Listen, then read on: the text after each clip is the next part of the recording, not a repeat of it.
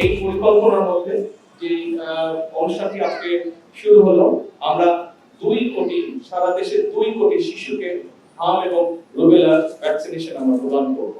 Rubella vaccine প্রদান কর্মসূচি আনুষ্ঠানিকভাবে শুরু করলাম এখান থেকে সারা দেশে।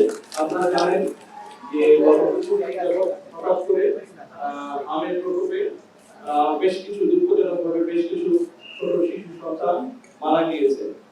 দুঃখজনকভাবে হলেও বিগত কয়েক বছর ধরে এই বাচ্চাদের জন্য এই হাম এবং রুবেলার টিকা বিদেশ থেকে আমদানি করা হয়নি। যাদের দায়িত্ব ছিল এই কাজটি করা, তারা এই কাজটিকে সঠিকভাবে সম্পন্ন করেনি তাদের দায়িত্ব। তার ফলে দুঃখজনকভাবে অনেকগুলো শিশু প্রাণ ঝরে গিয়েছে। এটি একটি অত্যন্ত গুরুতর অপরাধ।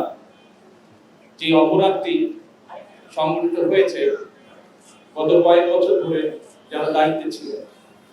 আমরা দায়িত্বভার গ্রহণের পর থেকে যখন এই অসুখটির প্রকোপ শুরু হয়েছে, দ্রুততার সাথে অত্যন্ত দ্রুততার সাথে বর্তমান সরকার ওষুধগুলো সংগ্রহ করেছে। আমাদেরকে এই ব্যাপারে ইউনিসেফ সহযোগিতা করেছে।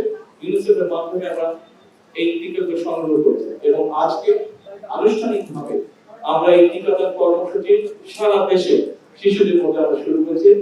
এরই ভিতরে উদ্যোগ নেওয়ার পরে মৃত্যুর হার অনেক কমে এসেছে, অসুস্থ হওয়া শিশুর সংখ্যা অনেক কমে এসেছে। আমরা আশাবাদী ইনশাআল্লাহ আল্লাহর রহমতে আমরা এই টিকাদান কর্মসূচি অব্যাহত রাখলে পরে এই দুর্ঘটনা থেকে আমরা শিশুদেরকে রক্ষা করতে সক্ষম হব।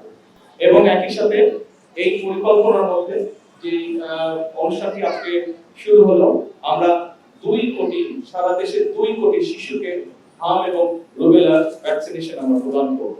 সেই জন্যই আমরা আত্মবিশ্বাসী ইনশাআল্লাহ দ্রুততার সাথে আমরা এই অসুস্থতার হাত থেকে শিশুদের প্রাণ রক্ষা করতে সক্ষম হব।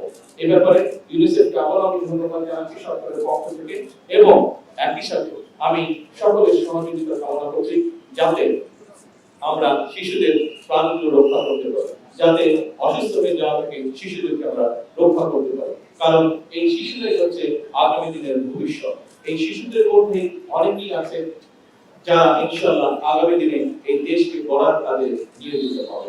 আসুন আমরা এই টিকাদান কর্মসূচি, ভ্যাকসিনেশন কর্মসূচিকে আমরা সফল করি, বাংলাদেশের ভবিষ্যৎ প্রজন্মকে আমরা রক্ষা করি।